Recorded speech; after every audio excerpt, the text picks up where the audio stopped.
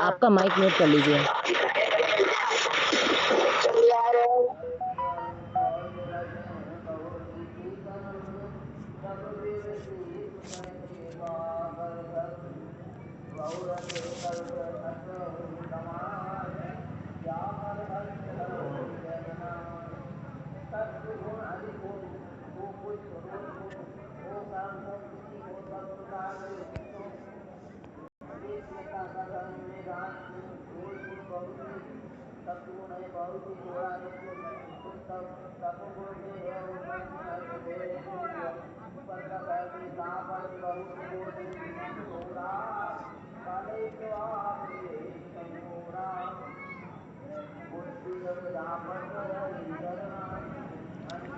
ठीक है, तो प्रश्न क्या क्या थे?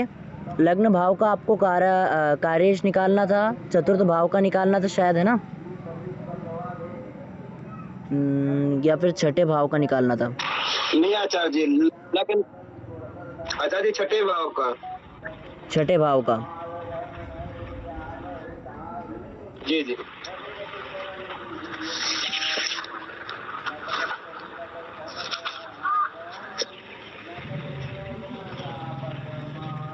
ठीक है। कुंडली कौन सी दी थी मैंने आपको? आपकी थी, है ना? जी जी आचार्य जी, मेरी थी। क्या था, तारीख क्या है आपकी? 19 दिसंबर। 13/12/1999। 13/12/1999, सुबह 10:26। नहीं 37 मिनट आचार्य जी। अच्छा, 37 मिनट है। जी आचार्य। ठीक है, और ये हो गया। हाँ, क्या था, स्थान क्या है आपका? हरदोई आचार्य जी। हरदोई, है ना? जी आचार्य हरदोई। जी।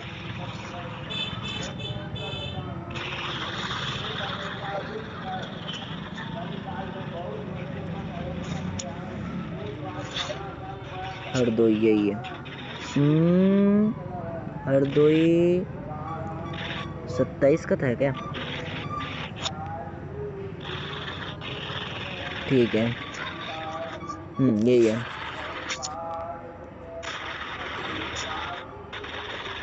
चलिए, आपको कुंडली दिखाई देगी।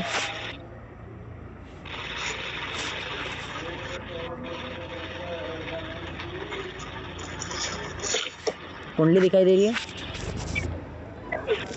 जी आचार्य जी, दिखाई दे रही। ठीक है, तो प्रश्न क्या था पहला? आचार्य जी, लग्न जैसे पहले का तो लग्न भाव का कार्येश निकालना, मारक ग्रह एवं बाधक, और दूसरा है कुंडली में छठे भाव का कार्येश और बाधक ग्रह। देखिए, बाधक ग्रह कुंडली में एक ही होता है। बाधक ग्रह की नहीं, वो तो एक ही है आचार्य जी, है ना? वो तो आचार्य जी एक ही निकाले उसका, लगने का निकाले, वो भी छठे में भी वही हो जाएगा। हाँ, मतलब पूरी कुंडली का बाधक ग्रह एक ही होता है। जी जी आचार्य जी। ठीक है, और जी आचार्य जी, वो एक ही निकाले ही है। हाँ, नहीं, आपने कहा ना कि छठे का भी हमने बाधक निकाल लिया है, तो वो कहना गलत है। नहीं, हमने कहा आचार्य जी, हमने एक ही का लगने का निकाल के उसी में छठे का हमने अलग भेजा, लगन का अलग भेजा है। ठीक है, ठीक है, तो जी आचार्य, प्रथम भाव देख लीजिए के आचार्य जी, कार्येश, सही है कि गलत है। प्रथम भाव के कार्येश, जी। भाव स्थित ग्रह के नक्षत्र में मंगल। स्थित ग्रह, तो जी जी। केतु प्रथम भाव में है, तो केतु के नक्षत्र कौन कौन से हैं? अश्विनी, मघा, मूल। अश्विनी नक्षत्र में देखा कोई सा ग्रह है क्या? तो अश्विनी में बृहस्पति है। ठीक है, बृहस्पति। जी और मघा नक्षत्र का देखा तो मघा नक्षत्र में कोई सा भी ग्रह नहीं है, और मूल नक्षत्र देखा तो मूल नक्षत्र में भी कोई सा भी ग्रह नहीं है। जी आचार्य जी। ठीक है, अब हमने देखा चंद्रमा बैठा हुआ है, तो चंद्रमा के नक्षत्र कौन कौन से हैं? रोहिणी, हस्त्र, श्रवण नक्षत्र। रोहिणी नक्षत्र में देखा तो कोई सा भी ग्रह नहीं है ना, और हाँ। श्रवण नक्षत्र में देखा तो मंगल विराजमान है। मंगल, जी जी। और कौन सा नक्षत्र है? एक हस्त। हस्त। हस्त नक्षत्र में कोई सा भी ग्रह नहीं है। ठीक है, तो प्रथम भाव के कार्य क्या है? एक तो बृहस्पति हुआ और एक और कौन सा हुआ अभी? मंगल। अब निकालेंगे हम मंगल के अनुसार। मंगल के नक्षत्र कौन कौन से हैं? धनिष्ठा, चित्रा, मृगशिरा। धनिष्ठा नक्षत्र में चंद्रमा विराजमान है, तो ये हुआ। और चित्रा नक्षत्र में देखा तो कोई सा भी ग्रह नहीं है। और कौन सा ग्रह है? मृगशिरा। मृगशिरा नक्षत्र। मृगशिरा नक्षत्र में भी कोई सा भी ग्रह नहीं है। तो प्रथम भाव के प्रथम कार्येश कौन कौन से ग्रह हैं? तो चंद्रमा है, मंगल है, बृहस्पति है और केतु है। जी जी। अच्छा, केतु है श्रवण नक्षत्र में। जी जी जी। तो श्रवण नक्षत्र चंद्रमा का है आचार्य जी। हाँ, उत्तराषाढ़ श्रवण, ठीक है। जी जी। तो प्रथम कार्येश ये हुए। द्वितीय कार्येश भाव स्थित ग्रह, यानी कि भाव में जो ग्रह होगा वही हमारा द्वितीय कार्येश होता है। तो केतु, चंद्रमा और मंगल। जी जी। ठीक है। अब और लग्न का कार्येश, लग्न का उसका शनि स्वामी है। हाँ, शनि स्वामी, तो उनके नक्षत्र हैं पुष्य, अनुराधा, उत्तरा, भाद्रपद। तो हमने देखा पुष्य नक्षत्र में कोई सा ग्रह है क्या? तो राहु विराजमान है। राहु। और कौन सा नक्षत्र है? पुष्य, अनुराधा, उत्तरा, भाद्रपद। अनुराधा नक्षत्र में देखा तो अनुराधा में बुध है, बैठा हुआ है। और उत्तरा भाद्रपद नक्षत्र देखा तो उत्तरा भाद्रपद में कोई सा भी ग्रह नहीं है। तो इसके प्रथम भाव के तृतीय कार्येश बुध और राहु हुए। राहु। जी जी। अब चतुर्थ कार्येश जो कि भाव स्वामी होता है, तो भाव स्वामी कौन सा ग्रह है? शनि। तो शनि हुआ जी। अब हमारे पास में पांचवें प्रकार से हम जो ग्रह कार्येश निकालते हैं, उसका सूत्र उस कैसे निकालते हैं उसे? तो उपरोक्त प्रकार से प्राप्त कार्येश यदि किसी ग्रह के साथ में हो तो वह ग्रह होगा, या कार्येश की दृष्टि किसी अन्य ग्रह पर जाती है तो वह ग्रह कार्येश पंचम होता है। ठीक है। जी, अच्छा। तो कार्येश कौन कौन से प्राप्त हो रहे हैं? एक तो हमें केतु, चंद्रमा, मंगल, शनि, बृहस्पति, राहु और बुध प्राप्त हुआ। ठीक है। तो एक तो कार्येश कौन कौन से? एक तो केतु, चंद्रमा, मंगल है ना। तो केतु के साथ में चंद्र मंगल बैठे हुए हैं, या कहा जाए तो चंद्रमा के साथ में केतु मंगल है, या मंगल के साथ में चंद्र केतु है। ठीक है। तो 3 ग्रह तो ये हो गए हमारे। ठीक है। कार्येश हमारा बृहस्पति भी है और शनि भी है। ठीक है। तो शनि के साथ में बृहस्पति बैठा हुआ और बृहस्पति के साथ में शनि बैठा हुआ, तो दोनों ग्रह हमारे पास में पंचम कार्येश हो जाएंगे। ठीक है। और राहु है तो केतु की, चंद्रमा की और मंगल की और शनि की दृष्टि राहु पर पड़ रही है, तो ये सभी कार्येशों की दृष्टि राहु पर पड़ने के कारण राहु भी हमारा क्या हो जाएगा? कार्येश हो जाएगा, पंचम कार्येश हो जाएगा। ठीक है। बृहस्पति और शनि की 7वीं दृष्टि शुक्र पर जा रही है जो कि कार्येश है, तो शुक्र भी हमारा पंचम कार्येश हो जाएगा। अब हमारा बुध भी कार्येश है, तो बुध भी कार्येश है, तो बुध के साथ में सूर्य बैठा हुआ है, तो सूर्य भी हमारा पंचम कार्येश हुआ। ठीक है। और रही बात इसकी, तो सूर्य तो कोई सा भी नहीं है, तो बुध हमारे पास में रह जाएगा। हाँ, बुध रह गया आचार्य जी। बुध रह गया, तो बुध पंचम कार्येश नहीं है।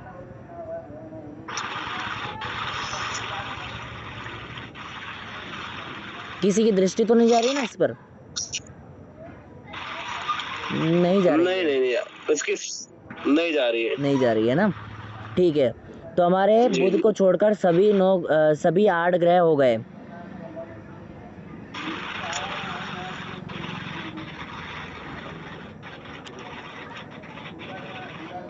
9 ग्रहों में बुध को छोड़ करके बाकी सभी हमारे ग्रह पंचम कार्येश जी। होते हैं। और ये आचार्य जी मारक ग्रह स्वामी से द्वितीय मारक ग्रह स्वामी शनि है, सप्तम भाव का मारक ग्रह चंद्रमा है, द्वादश भाव का मारक ग्रह गुरु है, और ये बाधक ग्रह है मंगल है।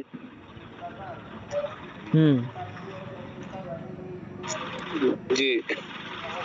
मारक ग्रह इस कुंडली का मंगल है, ठीक, बाधक ग्रह है ना। जी जी ठीक है, ठीक है। तो हमारा इतना कंप्लीट हुआ है। तो अच्छा, वो तो प्रेम तो आएगा नहीं आज। अच्छा, नहीं आएंगे आज? हाँ, मना कर दिया था ना उनने। चलिए ठीक है। अच्छा अच्छा। तो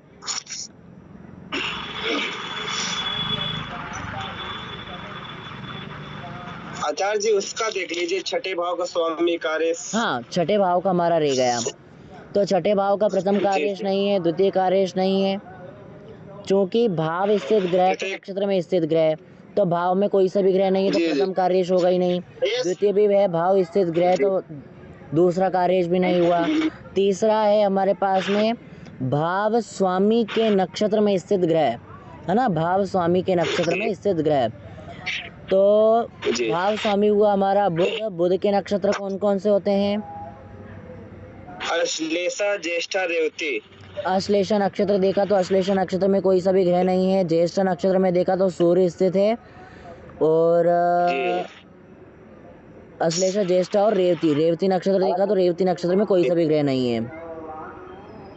तो इसका आचार्य सूर्य आया, फिर कार्येश, सूर्य कार्येश आया। ठीक है, तो तृतीय कार्येश क्या हो जाएगा? सूर्य।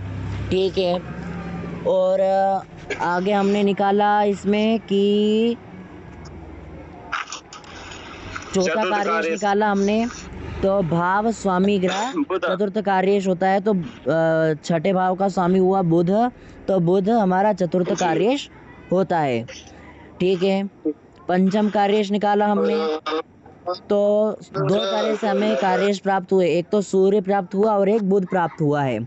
तो पंचम कार्येश के अनुसार ग्रह की दृष्टि या तो जाए या फिर ग्रह के साथ कार्येश के साथ में कोई सा अन्य ग्रह बैठ जाए तो वह हमारा पंचम कार्येश होता है।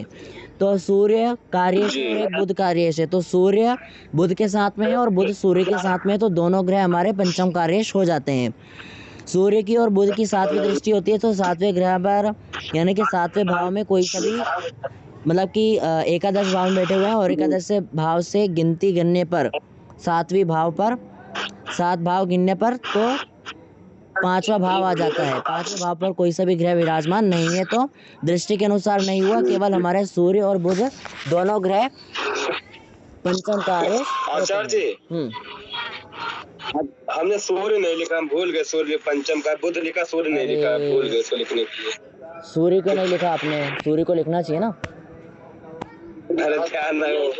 अभी क्या आचार्य जी आधा घंटा पहले ही हल किए ना सवाल, और टाइम ही नहीं मिल पाया, थोड़ा तो बाहर रहे आज। आधा घंटे पहले इसको सॉल्व किया अभी हमने, ये सब हमने सॉल्व कर लिया इसको जल्दी जल्दी, तो ध्यान में से उतर गया ये। अच्छा जी।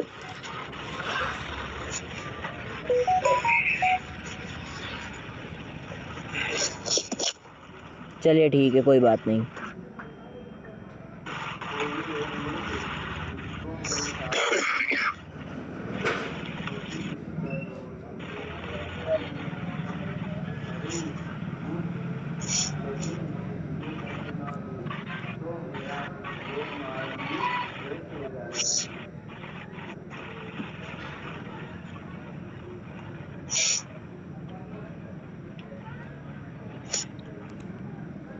ठीक है, अब आपका कोई डाउट है किसी चीज में, कुछ पूछना चाहते हो? नहीं नहीं आचार्य जी, कोई डाउट नहीं है। ठीक है, तो चलिए ठीक है, अब हम थोड़ा सा रिवीजन करेंगे। अब मुझे आप बताइए कि कन्या तो रहने दीजिए, धनु राशि का तत्व कौन सा होता है?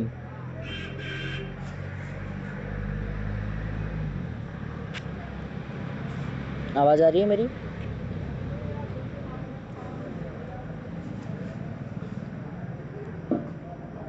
प्रांजल। अग्नि, अग्नि आचार्य जी। अग्नि। हेलो आचार्य जी। जी हाँ अग्नि। ठीक है। जी जी अग्नि।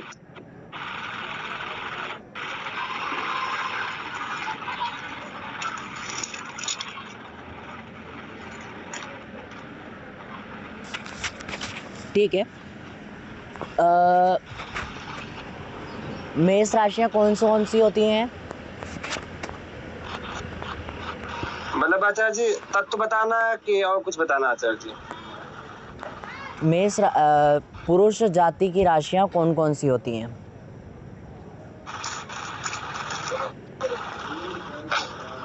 पुरुष, मतलब आचार्य को समझे नहीं हम। प्रश्न क्या है? पुरुष राशि की जाति कौन सी होती है? तो पुरुष राशि की जो जाति होती है वो उन राशियों के नाम बता दो। अच्छा अच्छा अच्छा अच्छा। एक तो आचार्य अमिथुन हो गई, फिर सिंह हो गए, फिर तुला हो गए, फिर धन हो गई और कुंभ हो गया आचार्य जी। आपकी आवाज़ थोड़ी सी कट गई है। देखिए मैंने आपको कुछ लिखवाया था ना ऐसा कि सभी विषम राशियां जो हैं वो पुरुष जाति की होती हैं। हाँ वो नहीं वो तो आचार्य जी पता, मगर हम राशि बता रहे, जैसे मेष हो गए पुरुष राशि, मिथुन पुरुष राशि, सिंह पुरुष राशि, तुला पुरुष राशि, धनु पुरुष राशि और कुंभ पुरुष राशि। ठीक है।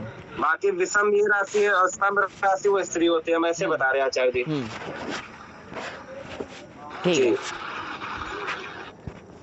और अब बताइए कि अग्नि तत्व की राशियां कौन सी होती हैं? अग्नि तत्व की राशि होती है आचार्य जी मेघ, सिंह और धनु। ठीक है। गुरु ग्रह का तत्व क्या है? गुरु ग्रह का तत्व आचार्य जी राशि में बताना कि मतलब ऐसे तत्व? ग्रह का तत्व बताना है। ग्रह, बृहस्पति ग्रह का तत्व। बृहस्पति का तत्व होगा मेघ, अग्नि तत्व आचार्य जी आकाश। ठीक है।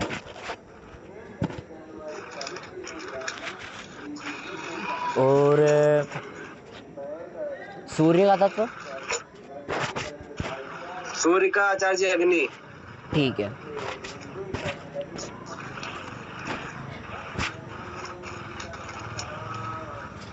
ज्योतिष के अंतर्गत कितनी राशियां आती हैं?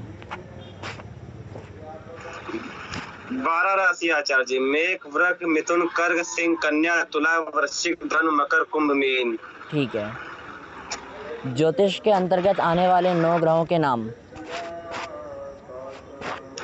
सूर्य, चंद्रमा, मंगल, बुध, गुरु, शुक्र, शनि, राहु, केतु। ठीक है। पंचतारा ग्रह किन्हें कहते हैं?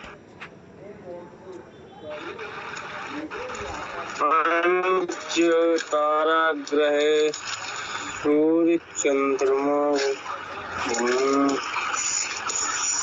सूर्य, चंद्रमा,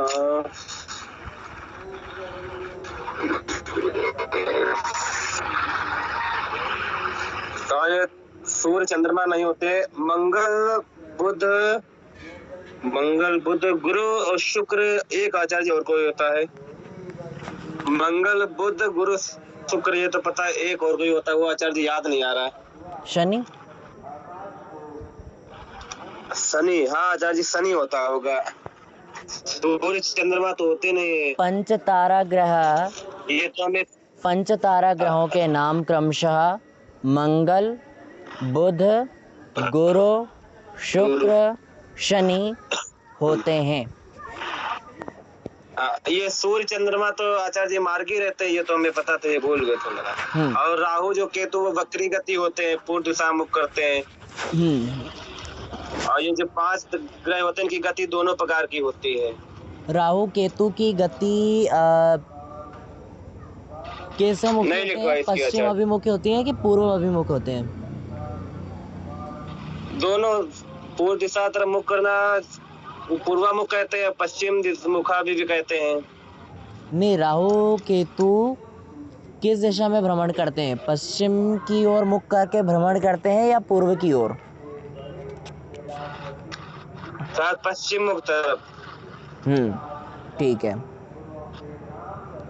और सूर्य चंद्रमा?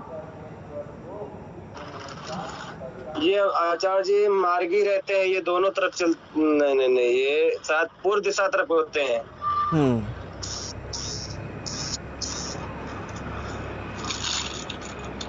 ठीक है।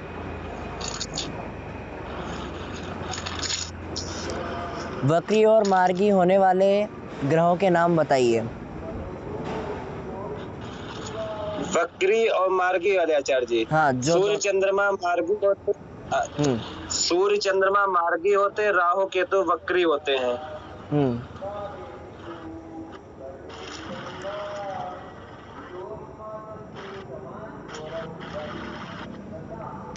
दोनों तरीके से गति करने वाले ग्रहों के नाम बताइए। मंगल बुध गुरु शुक्र शनि। ठीक है।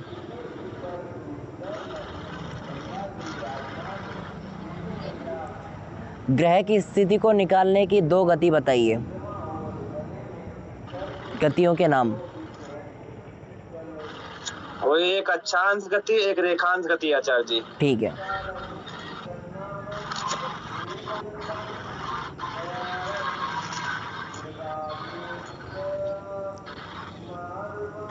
चंद्र ग्रहण क्यों लगता है? चंद्र ग्रहण,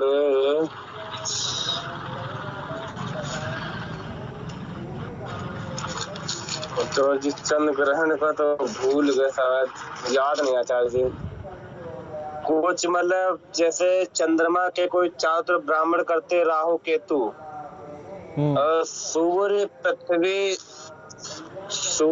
पृथ्वी और चंद्रमा अगर एक पास आ जाए तो ग्रहण का योग, कुछ ग्रहण बनता है आचार्य जी। कुछ ऐसे ही है ना आचार्य जी?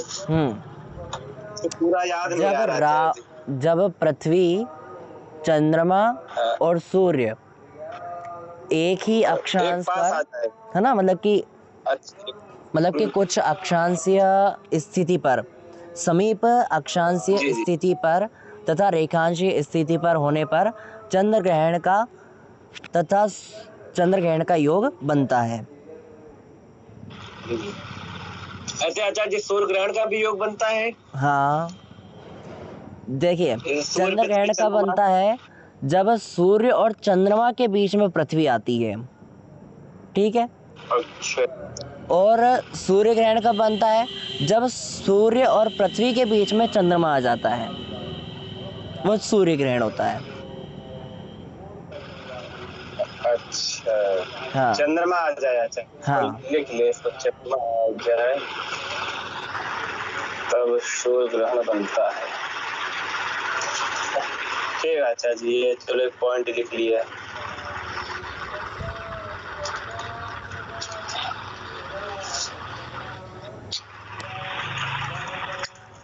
सूर्य और चंद्रमा के ग्रहण के बारे में हम विस्तार से चर्चा करेंगे किसी दिन बैठ करके। इसको 3D के माध्यम से आप लोगों को समझाने का प्रयास करूंगा। जी।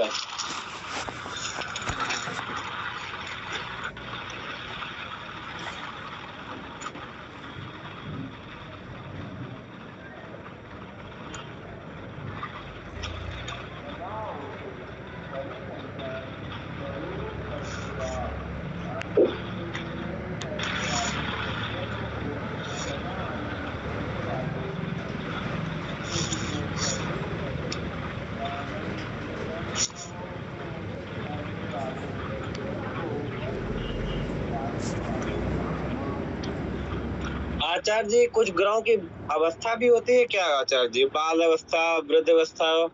हाँ, होती है। अच्छा। जो कि ग्रहों के अंशों के द्वारा हम समझते हैं।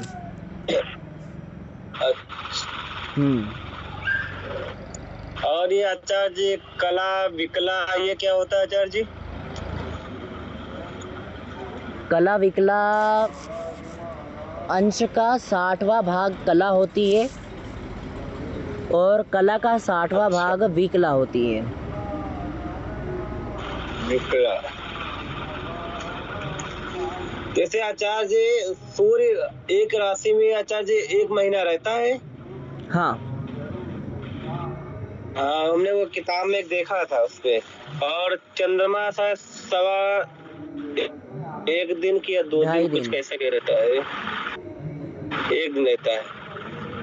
2.5 दिन। तो ये आचार्य जैसे ये कुंडली जो बनी होती है इसमें भी ऐसा ही होता होगा। हाँ, सब में ऐसे ही रहता है। अच्छा अच्छा, इसको भी आचार्य दे किसी दिन समझा देना इसको। जी।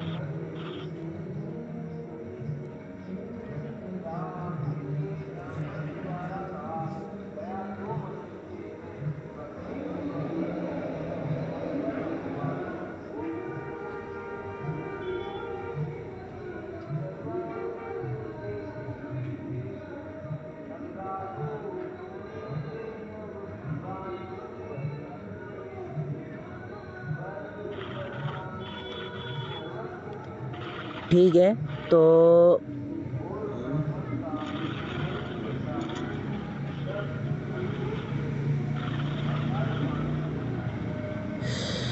अरे ये क्या हुआ? हो गया सही। अब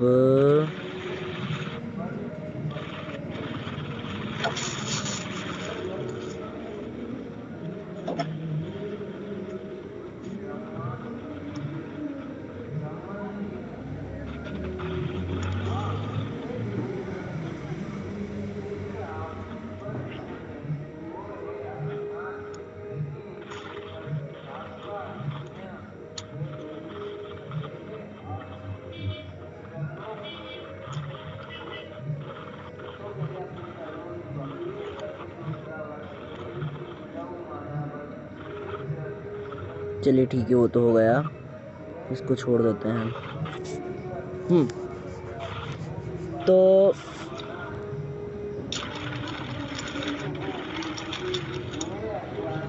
ये रहा यहाँ पर।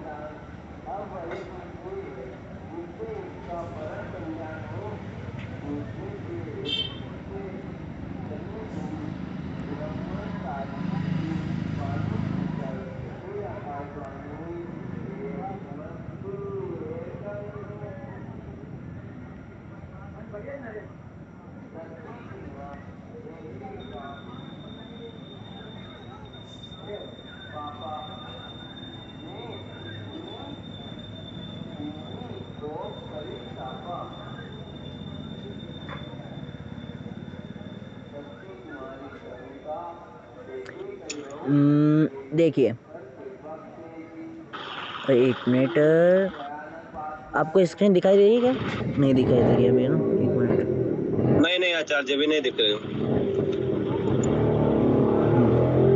दिखाई दे रही है अब? जी आचार्य जी।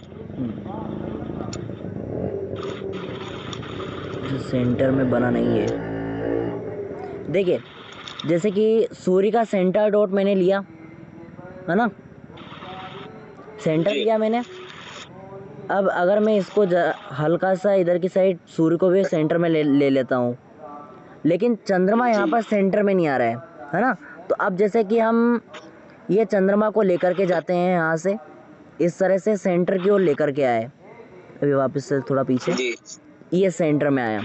अब ये जो तीनों पॉइंट है जब सेंटर में आ जाते हैं, यानी कि जो पृथ्वी का केंद्र है वह, सूर्य का केंद्र है वो, और चंद्रमा का जो केंद्र है वो, ये तीनों जब एक सिद्ध में होते हैं, तब या तो ये क्या बनेगा हमारे पास में, चंद्रग्रहण।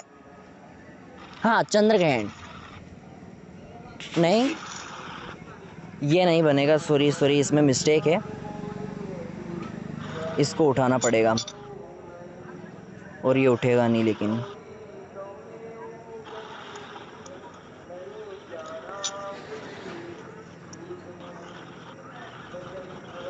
चलिए, बिगड़ गया वो तो। ये रही पृथ्वी। अभी एक गोला बना लेता हूँ मैं जल्दी से।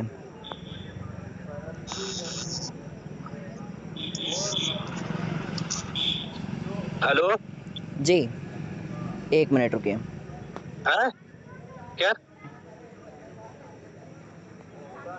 ऊपर आ जाओ, ऑनलाइन क्लास चल रही है, आ जाओ ऊपर आ जाओ। 9 बजे तक। ठीक।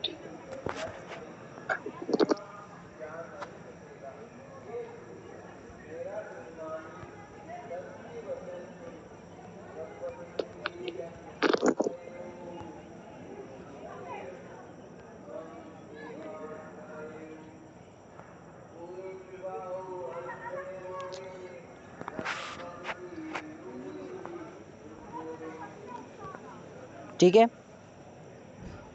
ये रही हमारी पृथ्वी, इसको हमने रखा सेंटर में। जी आचार्य।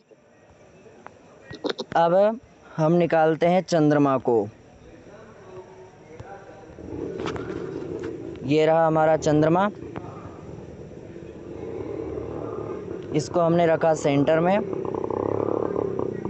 इस साइड दोनों को मैच करा, सेंटर पॉइंट यहाँ पर मिलाया हमने।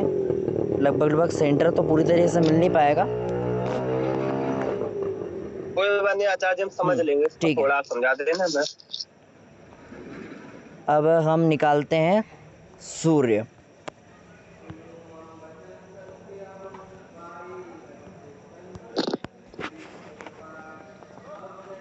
ये रहा हमारा सूरज, सॉरी, इसको भी हमने रखा सेंटर में। ठीक है, ये तीनों पॉइंट हमारे सेंटर में आ रहे हैं। इसके जी आचार्य जी, आ रहे कर हैं। देता हूँ।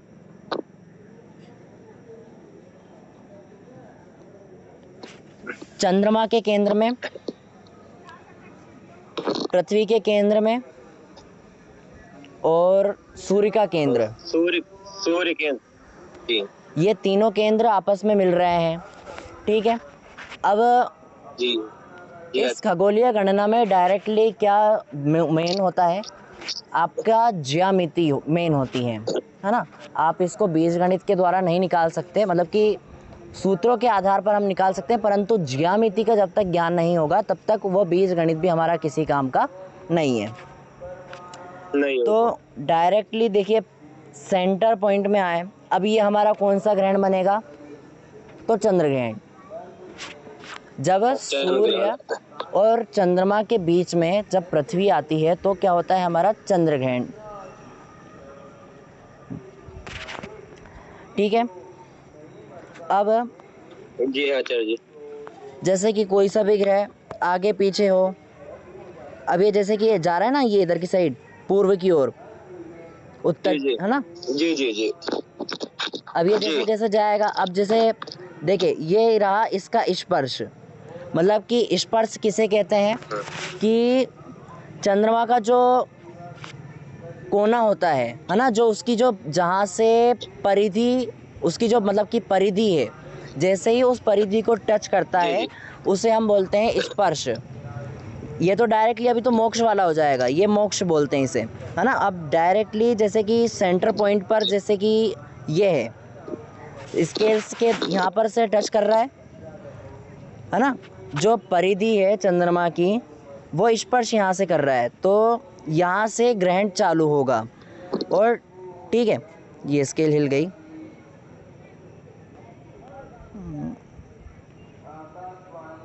एक मिनट।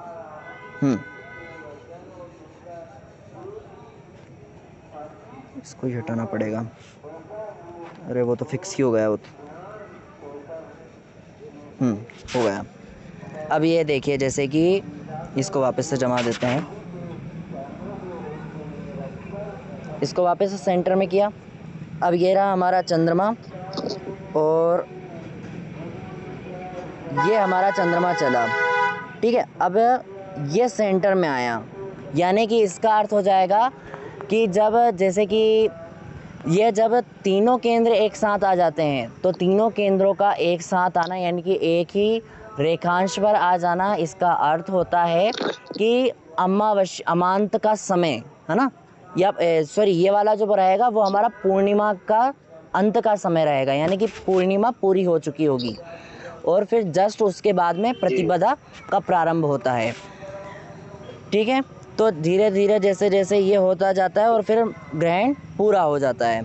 अब इसके साथ साथ हमारे कौन से ग्रह चलते हैं, ये ग्रह भी चलते हैं, मतलब कि सूर्य तो स्थिर रहेगा, पृथ्वी भी हमारी घूमती हुई चली जाती है, कहीं आगे जाएगी, है ना, यहाँ पर इधर की साइड ही हमारे पूर्व दिशा की ओर भ्रमण करेगी ये भी, और चंद्रमा भी। तो इन सबका कैलकुलेशन हमें देखना होता है। अब तिथि किसे कहते हैं, पृथ्वी को हम हटाएंगे, सूर्य को रखेंगे हम यहीं पर ही, ठीक है, हमने रखा यहाँ पर सूर्य को,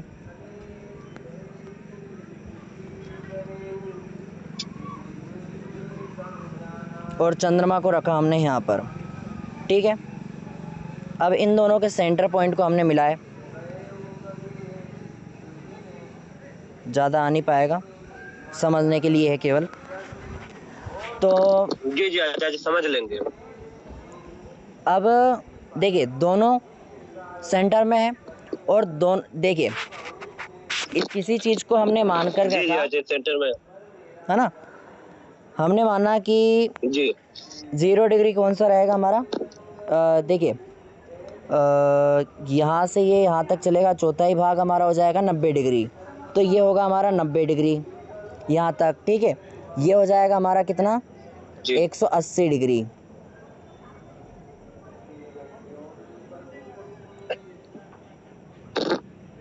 ,180 डिग्री, और ये हो जाएगा हमारा 260, 260। ठीक है। अब ठीक। सूर्य बैठा हुआ है 180 डिग्री, 30 का भाग दिया, क्योंकि 30 डिग्री की एक राशि होती है, ठीक है। तो 3 5 15, 3 6 18 बराबर 6 राशि हुई, ठीक है। तो आमने जी सामने है, सूर्य और चंद्रमा कहाँ पर है, आमने सामने है, यानी कि यह काल हमारा कैसा होगा, जब 180 डिग्री का सूर्य और चंद्रमा में अंतर होता है, तो उसे हम क्या बोलते हैं, पूर्णिमा, पूर्णिमा का अंतकाल होता है, पूर्णिमा। ठीक है, मतलब कि पूर्णिमा पूरी हो चुकी होती है, जी ठीक है। अब जैसे जैसे ये सूर्य के समीप जाएगा वैसे वैसे हमारा क्या हो जाएगा, एक मिनट, सूर्य के समीप ये जाएगा चंद्रमा,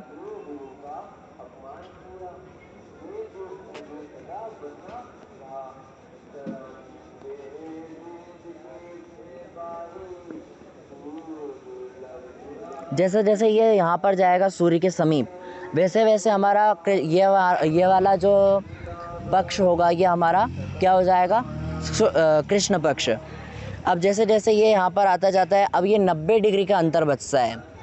90 डिग्री का जब अंतर होता है तो उसे हम बोलते हैं 7 तिथि पूरी हो जाती है, और 7 तिथि तो पूरी हो ही जाती है और 30 घटी हमारी पूरी हो जाती है, यानी कि आधा भाग 8वीं घटी का क्या हो जाता है, पूरा हो जाता है।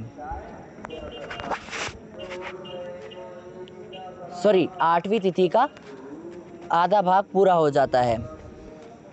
अब जैसे जैसे ये पास में आता है तो ये क्या आ जाता है, चंद्रमा गायब हो गया। क्यों? क्योंकि सूर्य का प्रकाश होने के कारण। ठीक है, फिर ये यहाँ से हमारा शुक्ल पक्ष प्रारंभ हो जाता है, और यहाँ पर आया तो फिर से वही कंडीशन बनती है जब 90 डिग्री का अंतर होता है। तो अब केवल इतना ही नहीं, सूर्य भी परिक्रमा लगा रहा होता है ना, तो उसकी भी हमें गति का अध्ययन करना होता है। ऐसा नहीं है कि सूर्य स्थिर है, मतलब कि घूमती पृथ्वी है रियलिटी में। तो चलिए ठीक है, तो इन दोनों की गतियों का अध्ययन कर हमें इन दोनों की स्थिति का निर्धारण, इन दोनों की स्थिति का पता लगाना होता है, और फिर पता लगाने के बाद में गति के साथ साथ ही उन दोनों की तिथि का हम पता लगाते हैं। एक्चुअल जो पोजीशन होती है ग्रहों की, उसका हम पता लगाते हैं, और जो सही स्थिति है वो हम जब तक नहीं ला सकते हैं जब तक कि हमारा ग्रह गणित सही ना हो, दृक ना हो, है ना।